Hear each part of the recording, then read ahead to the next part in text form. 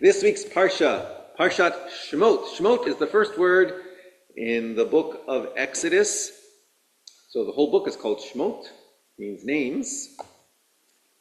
These are the names of the children of Israel who came into Egypt. And it is the name of this Parsha. And as Ira pointed out here, at Hebrew and Brews, this is a very well-written tale. In a literary sense, it's a very well-told tale and has a lot going on. Pharaoh is determined to suppress the numerical growth of the Hebrews, which he sees as a threat.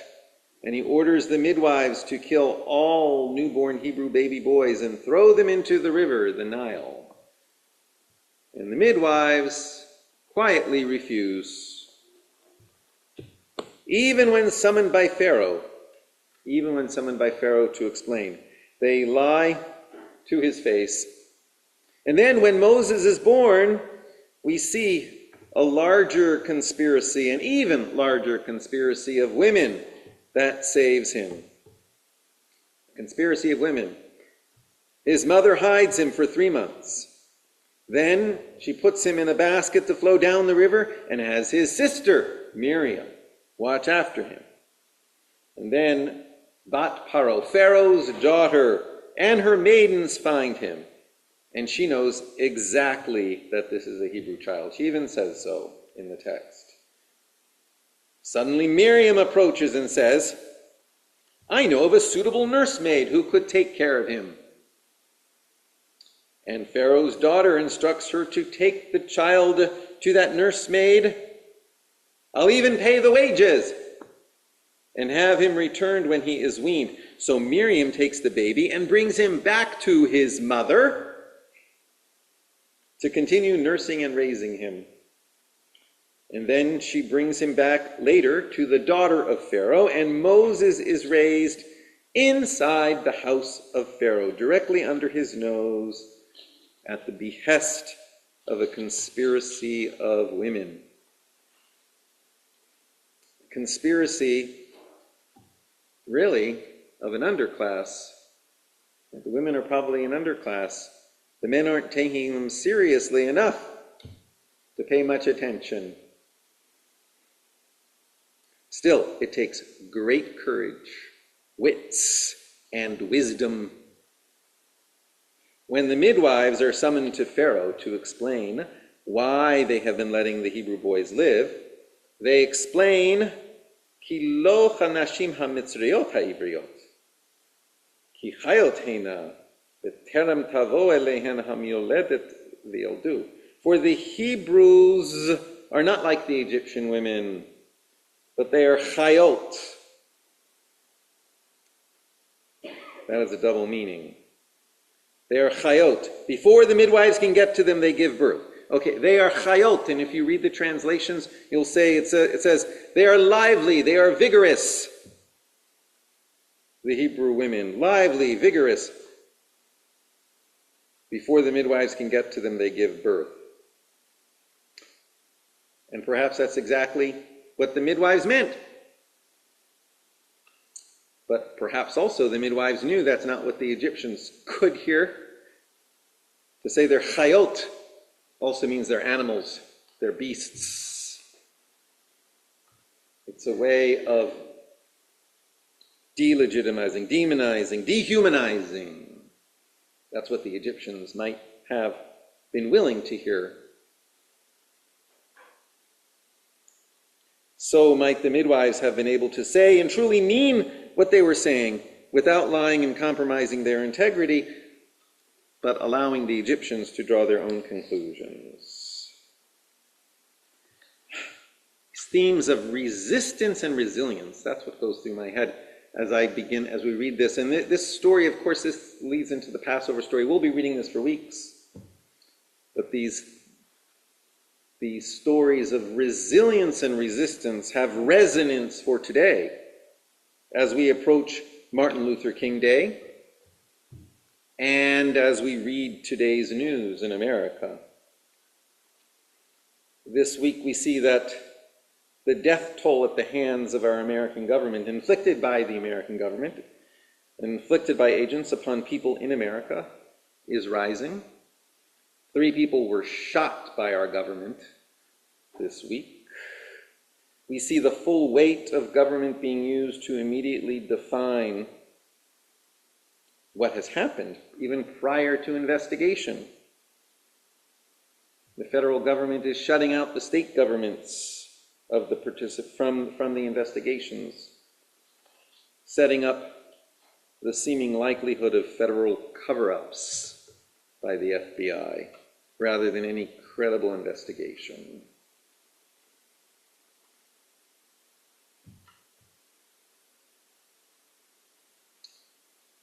Many of you know that my own grandparents were in Berlin when Hitler came to power, and they saw the goon squads of the Nazis in that first year, before they were able to flee Berlin and go to Austria, which the Nazis then came to later. They saw the goon squads, and we see them now. ICE has killed before in this past year. As far as I know, the people they killed were not citizens. So in the eyes of many, they didn't count. For the past couple decades, I've noticed that American law is being twisted to mean if you are not a citizen, you don't have full human rights under American law. Human rights that the international community recognizes as rights that belong to all people, but in this country only belong to you if you're citizens. I can give you an example. If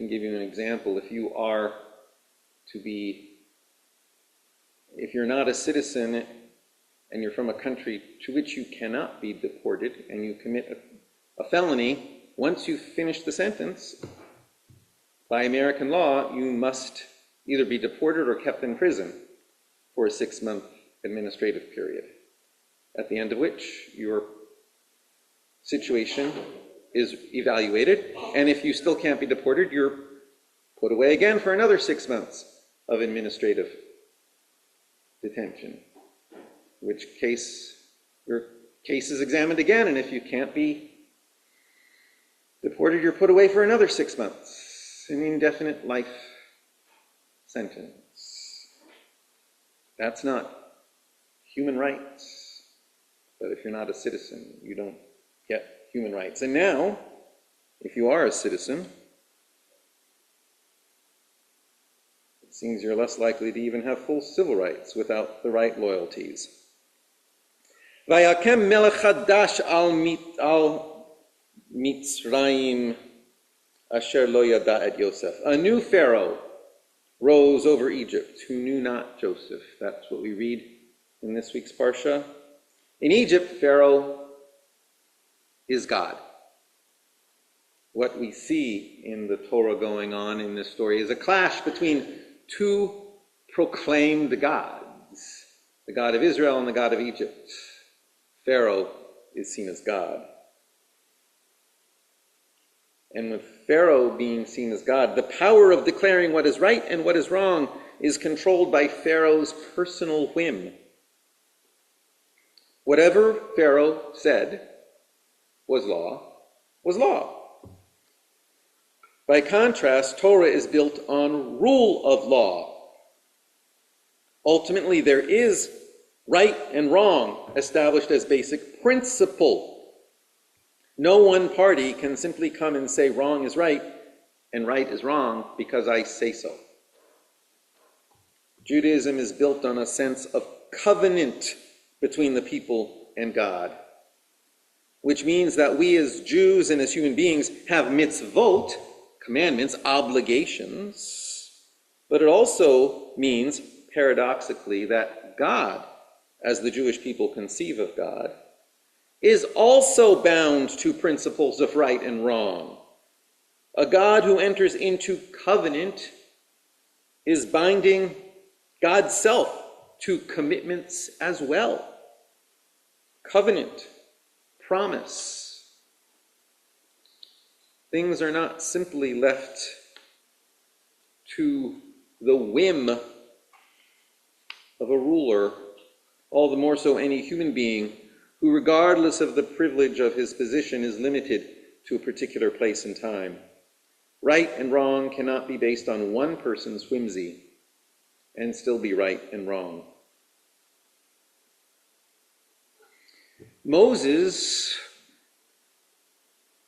as I said, grows up inside Pharaoh's household. So he knows the ways of the Egyptians from the inside. Yet he needs to know more about who he is. He goes out among the enslaved Hebrews when he grows up. Perhaps as a young man, he goes among the Hebrews, perhaps trying to figure out who he is, being raised on the boundary between Egyptian and Hebrew. When the Torah describes this, it frequently uses the word brother. He goes out to see his brothers, his brethren. And it seems like one interpretation of the way the story is told is he cannot handle the contradictions. He cannot handle those internal contradictions. And you can read in the story how he must flee. And when he does flee and he meets Zipporah, who will become his wife, he meets Zipporah and her sisters. They describe Moses to their father actually as an Egyptian. Ish mitzri hitzilanu miyad haroim. An Egyptian man rescued us from the shepherds and also watered our flocks. To Zipporah and her sisters, Moses looks like an Egyptian. Moses clearly is a man in between the oppressing class and the oppressed class. A Hebrew raised in Pharaoh's household, which is partly what positions him as a good candidate to represent the Hebrews before Pharaoh and to lead the people out of Egypt, because he knows how to be in both worlds. Maybe he knows how to be in an Egyptian world more than he knows how to be in the Hebrew world, but he identifies as a Hebrew. And he hears the call to go back at the burning bush. And he does not want to go. And he argues against going. He presents every argument not to go, but in the end, he has no choice. And at the burning bush, he consciously stops to see what is going on. Asura navera et hamara amare hagadol hazeh. Madua lo yiva hasneh. I will turn and see this great sight. Why is the bush not burning up?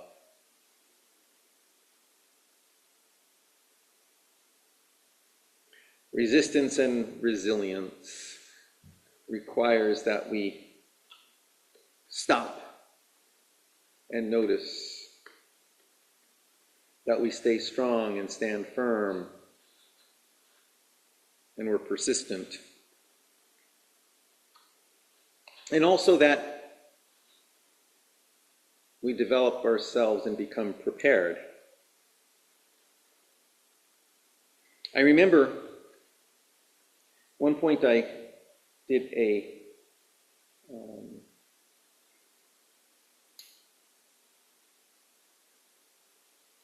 memorial service in front of the family. I learned of the experience of a woman who lived at Bethany Village, whose parents bailed out Rosa Parks. You know the story of Rosa Parks.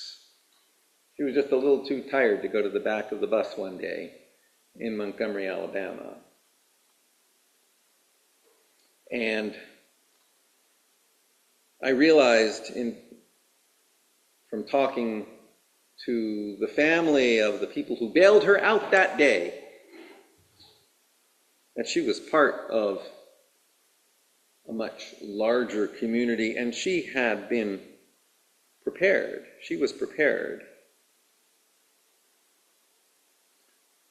Through community networks and organizations. She was active in the NAACP, the National Association for the Advancement of Colored People.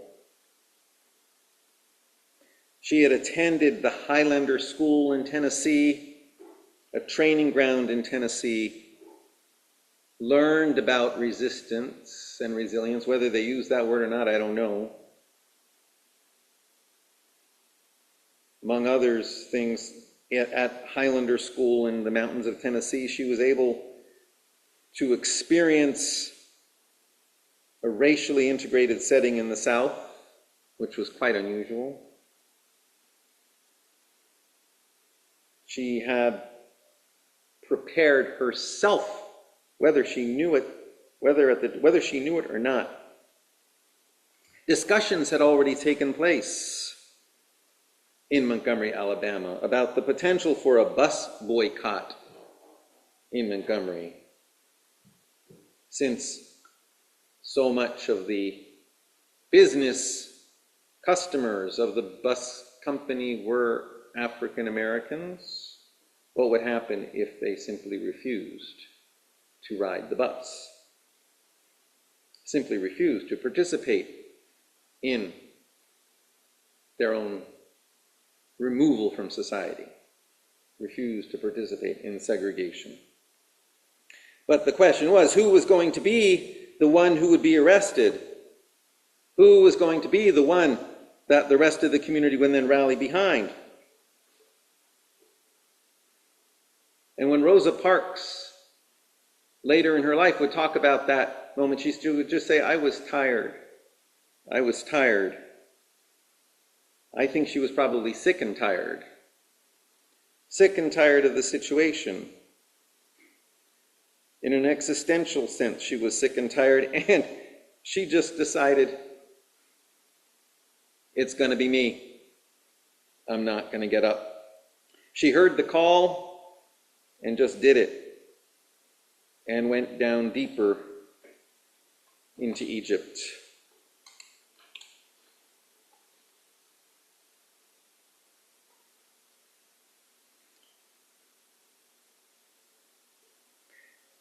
I think of this type of resistance and resilience. I think also about some of the revolutions of 1989. I think about the Velvet Revolution in Czechoslovakia. Some of you maybe don't remember 1989. That's when the Iron Curtain fell. And when Czech authorities attempted to suppress citizen protesters on the streets,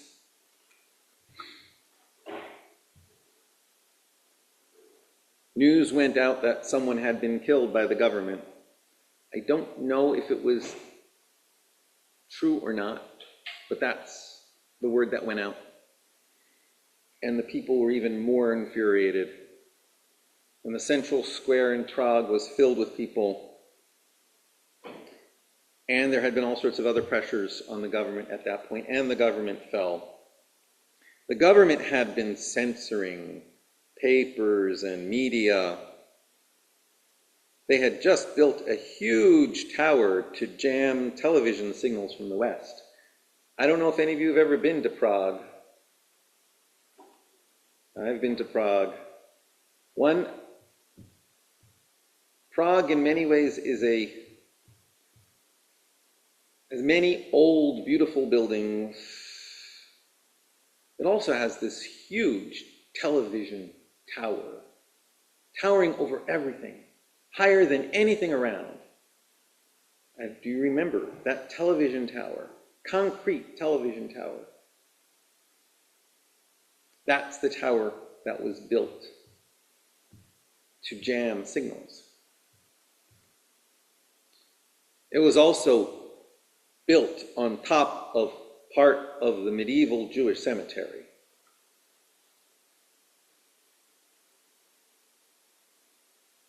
Which made me think when I was there that it was as if the entire city was standing next to a huge tombstone.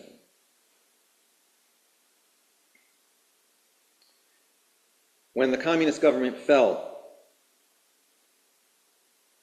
that tower actually came to be used as a television broadcasting tower rather than a jamming tower.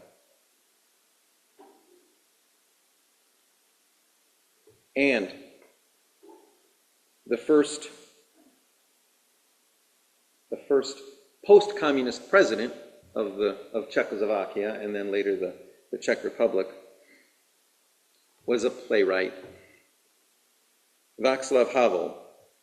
The communist government, had oppressed him and imprisoned him, yet he eventually became that country's first post-communist president, in part because of how he used the theater to put forth his message. The theater, another form of resistance and resilience. The story we are starting to read this week in the Torah is about the struggle with illegitimate authority and the struggle with legitimate authority used illegitimately.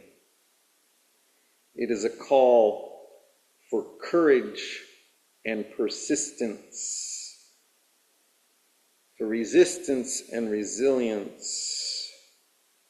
We've seen it before, and we are in it again. We must be firm and persistent. Chazak v'amatz. Be strong and of good courage.